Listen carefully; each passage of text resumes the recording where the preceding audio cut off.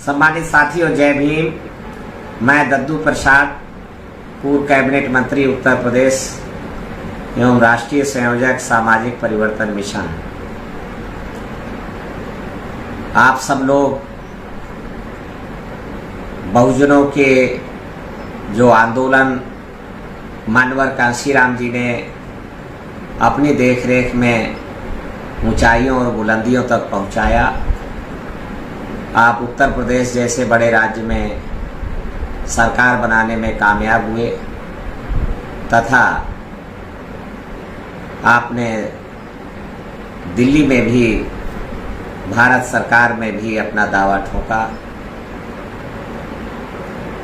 2022 के विधानसभा चुनाव में उत्तर प्रदेश, पंजाब, उत्तरांचल में बहुजन समाज पार्टी के पतन को लेकर के आप कुछ काफ़ी आक्रोश में हैं, हताशा में हैं, निराशा में हैं, गुस्से में हैं।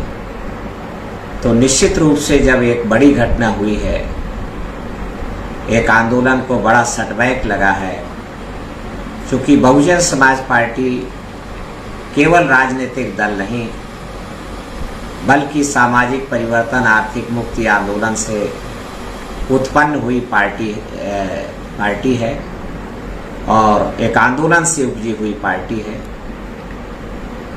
इसलिए उसका पोस्टमार्टम किया जाना और बीमारी का पता लगाया जाना बहुत ज़रूरी है, ताकि आने वाली पीढ़ियां जब इस आंदोलन को पुनर्जीवित करें और इसको पुनरुत्थान किया जाए तो फिर इन पीछे हो गई चूक, भूल और गलतियों को सावधान रहा जाए। इसलिए आने वाली पीढ़ी के लिए बहुत ज़रूरी है। तो पिछले परसों हमने एक वीडियो जारी किया और उस पर हमने कहा कि सामाजिक परिवर्तन, आर्थिक मुक्ति आंदोलन को छोड़ देने के कारण बहुजन समाज बनाओ अवधारणा को छोड़कर सर्वजन, शोषक और शोषित की एकता, जालिम और मजलूम की एकता के कारण तथा जिसकी जितनी संख्या भारी उसकी उतनी हिस्सेदारी, पिछड़े वर्गों की और अति दलित जातियों की हिस्सेदारी को जबरदस्ती काट देने के कारण बहुजन समाज पार्टी का पतन हुआ है। लिहाजा 22% वोटों से गिरकर जो 2017 और 2019 के लोकसभा चुनाव में था, वो लगभग 13% वोटों तक बचा है। और ये गिरावट केवल उत्तर प्रदेश में नहीं है, बल्कि ये गिरावट पंजाब में, हरियाणा में और उत्तरांचल में, साथ ही साथ दिल्ली, मध्य प्रदेश, छत्तीसगढ़, राजस्थान, महाराष्ट्र और बिहार में भी ये गिरावट और हिमाचल प्रदेश, जम्मू कश्मीर जैसे इलाकों में भी ये गिरावट दर्ज की गई है। दक्षिण भारत के कर्नाटक में भी जहां एक बड़ी ताकत बन के उभर रहे थे, वहां भी ये गिरावट, झारखंड में भी ये गिरावट दर्ज की गई है। तो इसका पोस्टमार्टम किया जाना और बीमारी का पता लगाया जाना जरूरी है।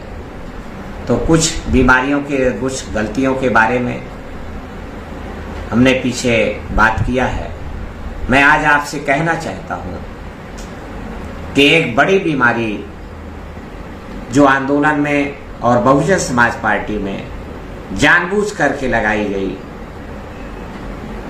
ब्राह्मणवादी ताकतों के षड्यंत्र के कारण, वो एक बड़ी बीमारी है कि बाबा साहब अम्बेडकर 1930 की प्रथम गोलमेज कॉन्फ्रेंस में ही लोकतंत्र के लिए जबरदस्त पैरोकारी किया और उन्होंने साफ तौर पे अंग्रेजों से कहा कि अंग्रेजों भारत छोड़ो, पर अंग्रेजों के जाने से पहले हम भारत में जनता के द्वारा चुनी हुई, जनता के लिए काम करने वाली जनता की सरकार चाहते हैं। और उन्होंने संघर्ष के कारण लोकतंत्र को भारत में स्वीकार किया गया। हालांकि कांग्रेस पार्टी ने जो ब्राह्मणवादी ताकतों की एकमात्र प्रतिनिधि संस्था थी उस समय, तो उसने भारत में लोकतंत्र का 1931 और 1932 के गोलमेज सभा में जबरदस्त विरोध किया, पर उनके विरोध को दरकिनार करते हुए ब्रिटिश गवर्नमेंट ने 1935 के सेकेंड इंडिया एक्ट में बाबा साहब अम्बेडकर के प्रस्ताव पर लोकतंत्र को विधिमान्य तरीके से स्वीकार कर लिया गया और 1936 के प्रांतीय चुनाव में प्रांतीय सरकारों के लिए जो 1936 में संपन्न हुए, उसमें बालिग मताधिकार के आधार पर वोट पड़े। बाबा साहब अम्बेडकर ने तुरंत इंडिपेंडेंट लेबर पार्टी बनाई और इंडिपेंडेंट लेबर पार्टी ने बम्बई विधानसभा के लिए चुनाव लड़ा। 15 सीटों पर बाबा साहब अम्बेडकर ने अपने उम्मीदवार खड़े किए, जिनमें से आश्चर्यजनक रूप से 13 लोग विजयी हुए। तो इस देश में जिनकी आबादी कम है और जो इस देश की समाज व्यवस्था, राजनीतिक व्यवस्था, आर्थिक व्यवस्था के नियंत्रक हैं और संचालक हैं और शोषणकारी ताकतों का प्रतिनिधित्व करते हैं, उनके सदमा लगा और वो दहल गए कि अगर बाबा साहब अम्बेडकर प्रथम चुनाव में ही 15 उम्मीदवार खड़े करने पर 13 लोग जीत गए हैं, तो आने वाले समय में ये भारत का प्रधानमंत्री साबित होगा। लिहाजा उन्होंने भारत में लोकतंत्र को नाकामयाब बनाने का षड्यंत्र रचा। जो बाबा साहब अम्बेडकर ने लंदन से लौटकर 1932 में बंबई बंदरगाह पर ऐलान किया था कि मेरे भाइयों जाइए अपने दीवालों में लिख लो, जब हमारे पास दीवालें भी नहीं थी, हम घास फूस की झोपड़ी में हमारे पुरखे रहते थे। पर बाबा साहब अम्बेडकर ने सपना बड़ा देखा और कहा कि जाओ दीवालों पे लिख लो कि तुम इस देश के हुक्मरान बनोगे, शासक बनोगे। वो सपना कामयाब ना हो सके, इसलिए लोकतंत्र को नाकामयाब बनाना जरूरी है। तो लोकतंत्र को नाकामयाब बनाने के लिए 2 तरकीबें 1936 के बाद ही अमल में लाई गई। 2 तरकीबें ब्राह्मणवादी ताकतों ने क्रियान्वित किया। नंबर 1 कि इनकी आबादी इस देश में शोषित पीड़ितों की तो 85% है, आबादी तो ज्यादा है, लिहाजा वोट भी ज्यादा है, पर इनके 6000 टुकड़े, 6000 जातियों में इनको तोड़ा गया है। तो ये कुछ भी नहीं बिगाड़ सकते हैं। एक एक टुकड़े की आबादी 1-2% की बनती है राष्ट्रीय स्तर पे। तो उन्होंने आश्वस्त हुए कि बड़ा खतरा नहीं है। तो जो बहुजन समाज है वो परंपरागत रूप से जाति व्यवस्था के कारण 6000 टुकड़ों में बटा हुआ था। हैं तो हम 85%, पर उसके 6000 टुकड़े हैं। दूसरा, उन्होंने तरकीब को खोजा और अमल में लाए। वो तरकीब थी कि वोट तो इनके पास ज्यादा है, पर चुनाव यदि वोटों से होंगे तो बहुजन समाज के लोग इस देश के शासक बन जाएंगे। बहुत संभव है बाबा साहब अम्बेडकर भारत के प्रधानमंत्री बन जाएंगे। तो उन्होंने ये प्रबंध किया कि चुनाव वोट की बजाय अगर नोट से हो सके तो फिर नोट वाले जीत जाएंगे और बहुजन समाज के लोग बाबा साहब अम्बेडकर पराजित हो जाएंगे। तो ये चिंता हुई कि नोटों से कैसे चुनाव हो सकता है। तो विद्वानों ने प्रबंध किया कि अगर वोटर को बिकना सिखा दिया जाए, वोटर वोट बेचने लगे, तो चुनाव फिर वोटों से नहीं होगा, नोटों से हो जाएगा। और नोट आपके पास ज्यादा है, ब्राह्मणवादी लोगों के पास ज्यादा है, तो नोटों से वोट खरीद लेंगे और नेहरू जी भारत के प्रधानमंत्री बनेंगे। ये आया कि वोटर को बिकना कैसे सिखाया जाए, तो उनका ये हम चुटकी बजा के करा देंगे। हर गांव में हमारे पुरोहित है, पंडित है, और हर बिरादरी में 5-5 चेला हैं, उन चेलाओं से कह देंगे कि वोट बिकवा दीजिए। पुरोहितों के प्रेरणा से, विद्वानों की प्रेरणा से, कम संख्या वाले लोगों की प्रेरणा से भारत में वोट बेचा जाने लगा। वोटर बिकने के कारण वोट वाले लोग चुनाव हारने लगे, नोट वाले जीतने लगे।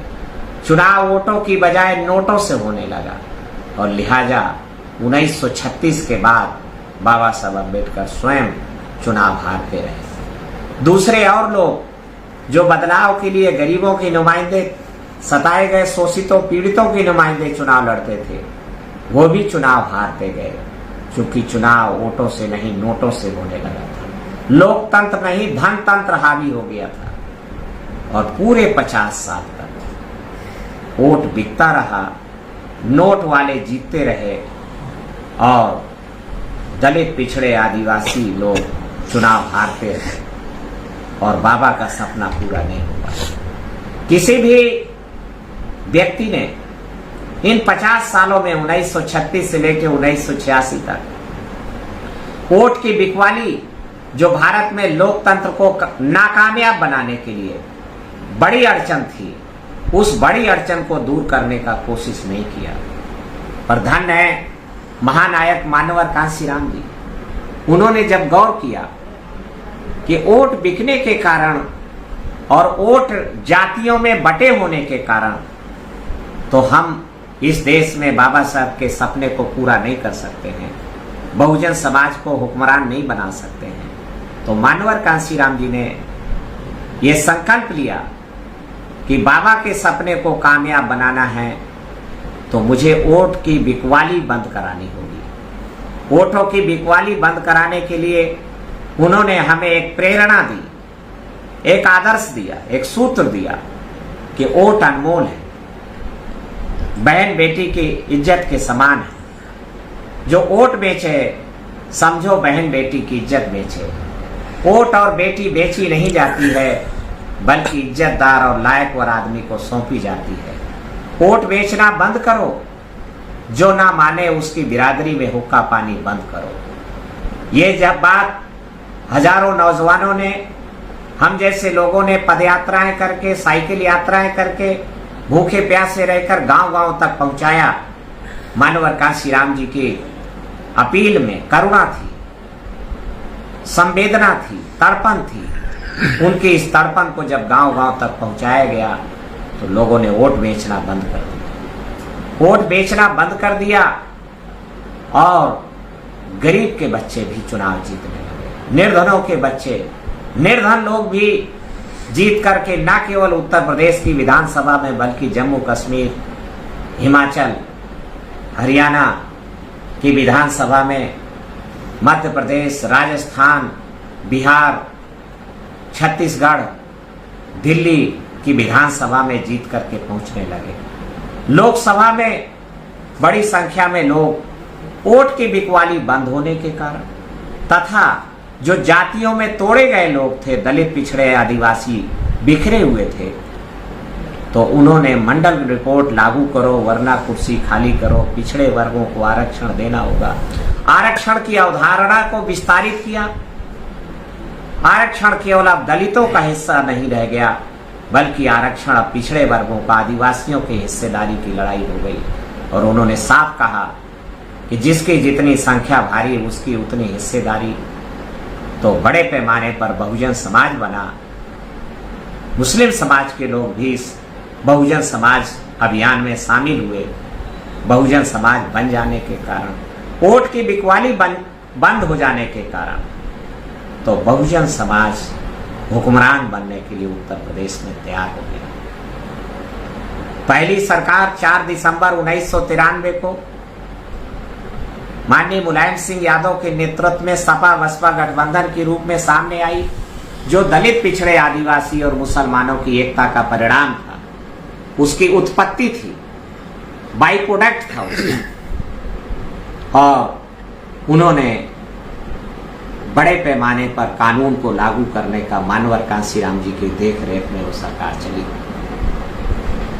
एक षड्यंत्र के तहत 2 जून 95 को जब मानवर कांशीराम जी हार्ट अटैक पड़ने के बाद एम्स दिल्ली में भर्ती थे, तो उनसे सब समर्थन वापसी के पत्र पर बाजावरिया दस्तखत कराए गए और मानवर कांशीराम जी जो 1996 में संभावित प्रधानमंत्री थे सपा बसपा गठबंधन की सीढ़ी पर बैठ करके, सीढ़ी पर चढ़ करके, तो मानवर कांशीराम जी भारत के प्रधानमंत्री ना हो सके 1996 में। तो 2 जून 95 को सपा बसपा गठबंधन तोड़ा गया और 3 जून 95 को नई सरकार जो भारतीय जनता पार्टी के समर्थन से सामने आई और इकट्ठा हुए वोटों की बिकवाली जब देखा गया कि इससे तो गरीब गुरबा के बच्चे जीत के आ रहे हैं, लोकतंत्र कामयाब हो रहा है और बड़े पैमाने पर इनके अफसर बदल दिए, थानेदार बदल दिए, जमीन जायदाद बदल रहे हैं, धंधा व्यापार में आगे जा रहे हैं, ठेकेदारी में आगे बढ़ रहे हैं, अब ये दिल्ली की सरकार भी बना सकते हैं। तो इसलिए उन्होंने तय किया कि सरकार बनाना बहुत जरूरी है।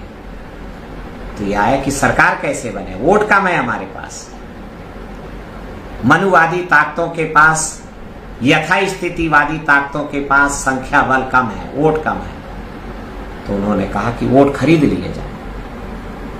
तो उन्होंने कहा कि कांशीराम ने प्रत्येक वोटर के माथे पर लिख दिया है नॉट फॉर सेल, वोट बेचा नहीं जा सकता, वोट बिकाऊ नहीं है। उनमें अक्लमंद लोग थे, उन्होंने कहा कि जनता का वोट बिकाऊ नहीं है, फुटकर वोट बिकाऊ नहीं है, परंतु वोट इकट्ठा है एक जगह। का कहां इकट्ठा है? का हाथी में इकट्ठा है। तो जब फुटकर वोट नहीं बिक रहा है और मानवर कांशीराम जी ने आने वाले समय तक के लिए ऐलान कर दिया है कि मैं ना बिकने वाला समाज बनाने में कामयाब हो गया हूं और ना बिकने वाला समाज बनने के कारण अब बहुजन समाज ही आगे हुक्मरान बनेगा, अल्पजन लोग, भद्रजन लोग हुक्मरान नहीं बन पाएंगे। तब उन्होंने नई तरकीब निकाली कि इकट्ठा हुए वोट बिकवा दिए जाए। ऐसा वोटर जो जागृत हो चुका है, चेतना संपन्न हो चुका है और ना बिकने वाला बन गया है, तो ना बिकने वाले वोट जो इकट्ठा एक जगह, तो इकट्ठा हुए वोटों को बिकवाने के लिए उन्होंने जोखिम लिया।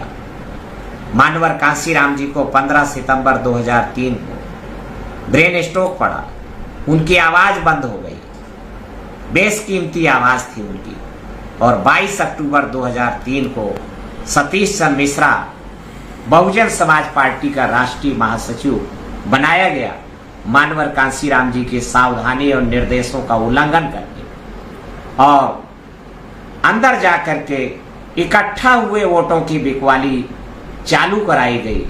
मुझे गर्व है अपने बहुजन समाज के ऊपर कि मेरा वोट अभी, जनता का वोट अभी नहीं बिक रहा है, पर इकट्ठा हुआ वोट बिक रहा है।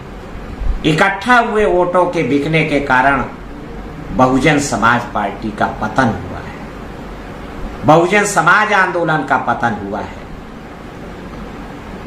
इसलिए मैं अपील करना चाहता हूं कि अगर आपको पुनः दलित शोषित समाज को, बहुजन समाज को इस देश का हुक्मरान बनाना है, तो फुटकर वोटों की बिकवाली को बंद रखते हुए जनता का वोट बिकना बंद रहे, साथ ही साथ इकट्ठा हुए वोटों की बिकवाली बंद हो। इकट्ठा हुए वोट अर्थात टिकट की बिकवाली बंद होनी चाहिए, नेता की बिकवाली बंद होनी चाहिए।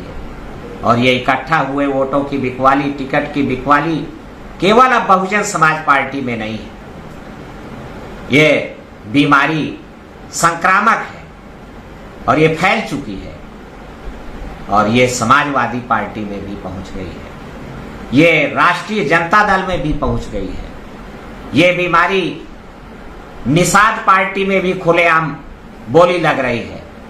ये बीमारी ओम प्रकाश राजभर की पार्टी भाजपा में भी फैल चुकी है और पिछले अभी 2022 के चुनाव में आरएलडी में भी देखा गया। जब वोट की बिकवाली बंद हुई तो इसका प्रभाव केवल बहुजन समाज पार्टी को इसका लाभ नहीं हुआ, बल्कि इसका लाभ समाजवादी पार्टी को भी हुआ। पिछड़े वर्गों की दूसरी और पार्टियों को भी इसका लाभ मिला और वो पार्टियां राइज किया, उठ करके ऊपर आई, बड़ी ताकत बनने लगी। पर जब इकट्ठा हुए वोट बिकने लगे तो इसका नुकसान भी सभी पार्टियों को हो रहा है। जैसे जैसे वोट की बिक्री बंद होती गई तो दलितों और पिछड़ों की पार्टियों के जीतने का ग्राफ बढ़ता गया, ऊंचा उठता गया। और जैसे जैसे इकट्ठा हुए वोटों की बिक्री चालू हुई, टिकट की बिक्री चालू हुई, तो जीतने का ग्राफ घटता गया। और आज उत्तर प्रदेश में बहुजन समाज पार्टी एक सीट जीत करके आउट हो चुकी है। वो लगभग 0 के बराबर है। लगभग 10% वोटों की भारी गिरावट आ चुकी है। इसलिए मैं फिर कहना चाहूंगा कि अगर आपको नई पार्टियां भी जो आ रही हैं उनको भी मैं सचेत करना चाहूंगा कि अगर बहुजन समाज के हितों की वो सच्चे पहरेदार बनना चाहते हैं तो टिकट बेचने की आदत से बाज आना होगा। कुछ नई पार्टियां हैं, नवोदित हैं और उन्हें अभी मौका मिला चुनाव लड़ाने का, तो उन्होंने भी कहा कि चुनाव वोट वालों को नहीं, नोट वालों को लड़ाना है, नोट वाले खोज के लाए जाएं। जबकि वोट वाले लोगों ने जीतने का रिकॉर्ड और कामयाबी की बुलंदी के झंडे ज्यादा गाड़े। मैं उसका जीता जागता उदाहरण, दद्दू प्रसाद एक बंधुआ मजदूर का बेटा, बिना रुपए पैसे के जनता के धन सहयोग के बल पर 1993 का चुनाव लड़ा, 96 में जीता, 2002 में चुनाव जीता और 2007 में भी जीता। लगातार जीते हैं। तो इसलिए मैं अकेले नहीं हूं ऐसा जीतने वाला, सैकड़ों लोग हैं, एक पूरी फेहरिस्त है। इसलिए मैं इस बीमारी की तरफ भी आपको बहुजन समाज पार्टी के पतन के पीछे वोटों की बिकवाली, इकट्ठा हुए वोटों की बिकवाली, मैं एक सचेत और करना चाहता हूं कि जल्द से जल्द अगर इकट्ठा हुए वोटों की बिकवाली नहीं रोकी गई तो ये बीमारी जनता में भी फैल सकती है। और जनता में अगर ये खबर फैल गई कि जब हमें वोट बेच ही लिया जाएगा तो हमारे वोट का सौदा कोई दूसरा क्यों करे, जोनल कोऑर्डिनेटर क्यों करे हमारे वोट का सौदा, राष्ट्रीय अध्यक्ष क्यों करे हमारे वोट का सौदा, हम खुद ही अपना वोट बेच लेते हैं। ऐसा पंचायत के चुनाव में, जिला पंचायत के चुनाव में और नगर के चुनाव में देखा गया है। तो ये असाध्य बीमारी बन जाएगी और भविष्य में फिर नया बहुजन आंदोलन खड़ा करने में भारी दिक्कत जाएगी। इसलिए मैं हाथ जोड़ के अपील करना चाहता हूं समस्त मानवर कांशीराम जी के ऊपर भी भरोसा रखने वाले लोगों को, अम्बेडकरवादियों को, कि केवल अम्बेडकरवाद अम्बेडकरवाद अम्बेडकरवाद चिल्ला के अम्बेडकरवाद कामयाब नहीं होगा। इसकी गहराई पे जाना होगा और तड़पन के साथ, करुणा के साथ हमें काम करना होगा और फुटकर वोटों की बिकवाली को बंद रखते हुए इकट्ठा हुए वोटों की, टिकट की बिकवाली भी बंद कराना होगा।